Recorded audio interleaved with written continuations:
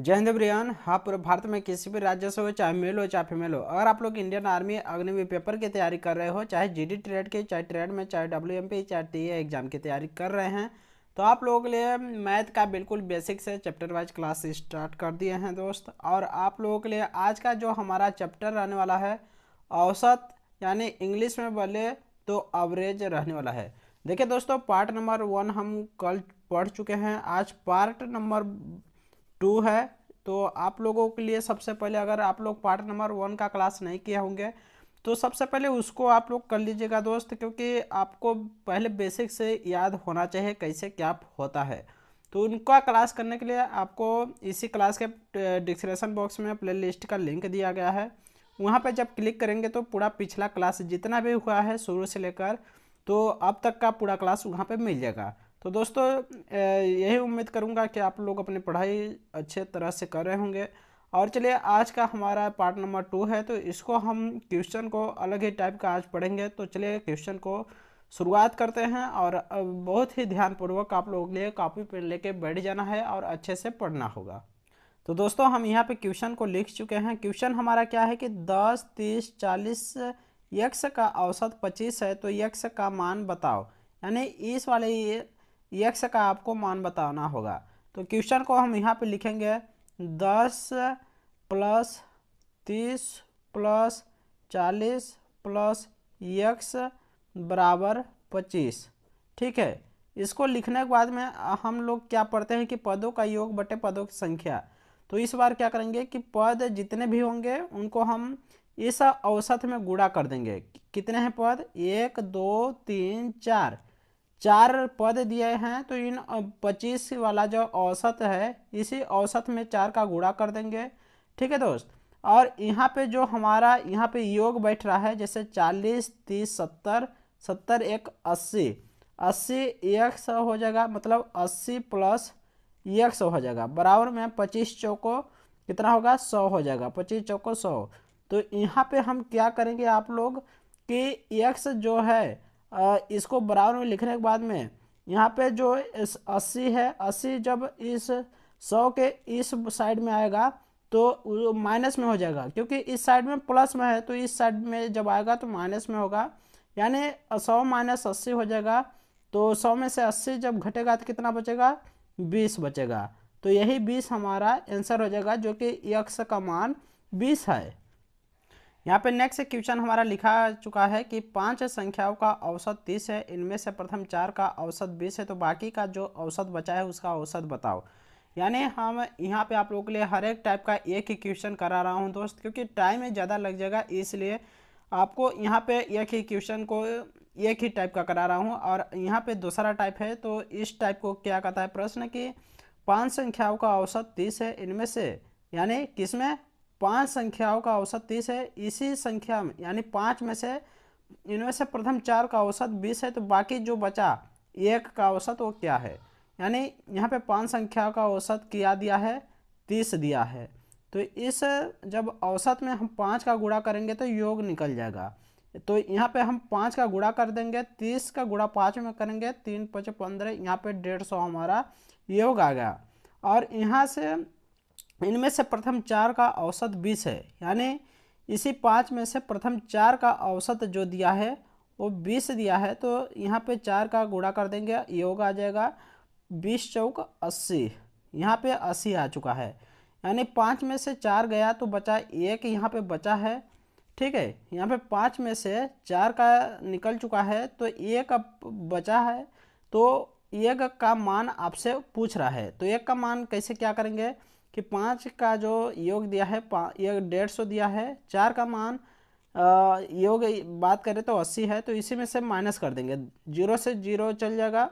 5 में से 8 नहीं घटेगा, इसके पास उतारेंगे तो यहाँ पे 15 हो जाएगा। 15 में से जब 8 घटाएंगे तो एक का मान कितना आ जाएगा? 7 आ जाएगा। यानी एक का मान टोटल हमारा 70 आ चुका है।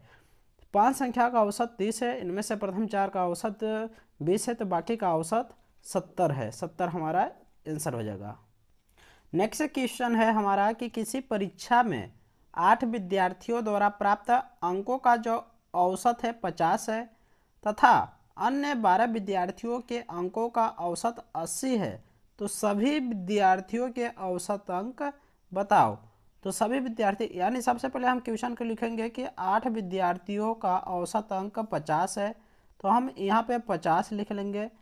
और यहाँ पे अगला क्या है कि अन्य 12 विद्यार्थियों के औसत अंक 80 हैं, तो अन्य 12 विद्यार्थियों के औसत अंक 80 लिख लेंगे। ठीक है, फिर क्या पूछा है कि सभी विद्यार्थियों के औसत अंक बताओ। तो सबसे पहले हम इनका योग निकालेंगे। योग निकालने के लिए औसत में 8 का गुणा करेंगे, क्या आ जाएगा 5 अट्ठे 40 यानी 400। 8 यहाँ पे क्या आ जाएगा गुणा करेंगे तो यानी 12 का गुणा कर देंगे 80 में, तो क्या आएगा 12 शून्य शून्य 12 अट्ठे 96। तो यहाँ पे हमारा जो आ जाएगा 960 हो जाएगा। ठीक है दोस्त, तो यहाँ पे जो हमारा टोटल पूछा है, तो टोटल हमारा जो 8 संख्या है यानी 8 विद्यार्थी और 12 विद्यार्थियों का योग हमारा क्या आ जाएगा 20 टोटल विद्यार्थी आ जाएंगे। तो टोटल विद्यार्थियों में से इन टोटल का योग निकाल देंगे। 0 6 9 4 13 के पूरा 1360 हमारा 20 विद्यार्थियों का औसत आएगा। इनका हम औसत निकालने के लिए हम जो विद्यार्थी हैं उनसे डिवाइड कर देंगे।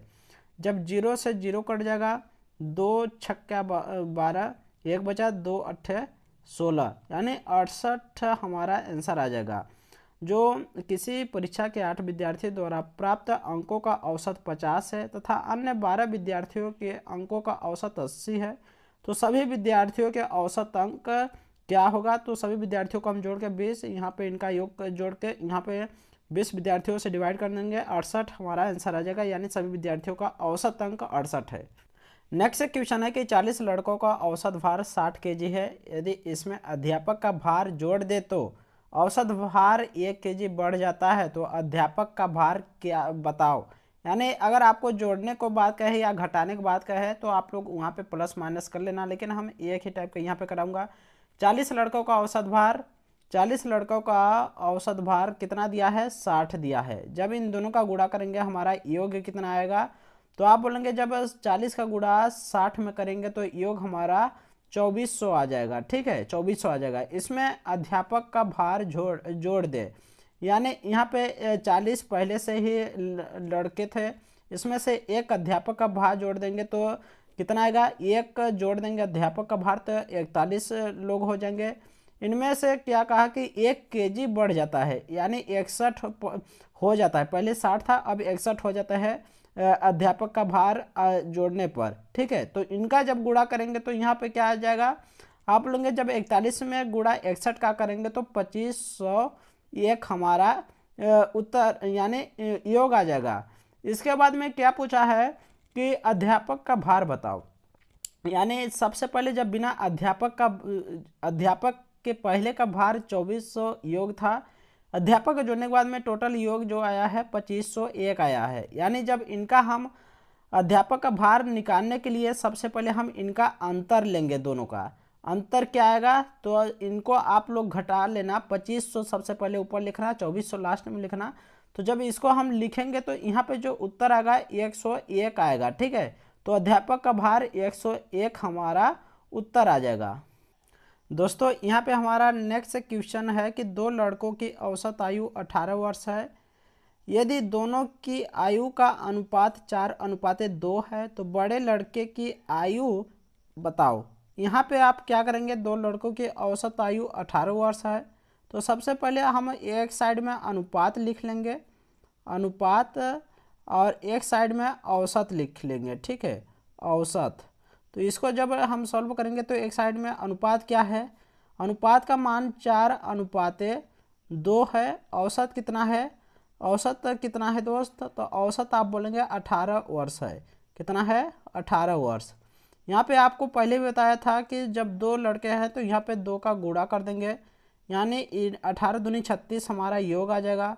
और जो 4 2 जोड़ेंगे तो 6 आएगा, 6 का मान 36 है। कितना है 36, तो 1 का मान कितना आ जाएगा, 6 से डिवाइड कर देंगे, 6 6 36, 6 1 का मान 6 आ गया। तो सबसे पहले इसमें प्रश्न पूछा है कि बड़े लड़की की आयु बताओ। बड़ा लड़का कौन है, 4 वाला का अनुपात सबसे बड़ा होगा, तो 4 का गुणा कर देंगे 6 में, तो इसका उत्तर 24 हमारा राइट आंसर हो जाएगा। तो दोस्तों आज के लिए इतना ही। आज का क्लास कैसा लगा कमेंट बॉक्स में ज़रूर बताइएगा, और इसका नोट्स हम टेलीग्राम चैनल पर दे दूंगा। तो उम्मीद करता हूँ कि क्लास अच्छा लगा होगा। तो मिलते हैं नेक्स्ट क्लास के साथ में, तब के लिए जय हिंद, वंदे मातरम।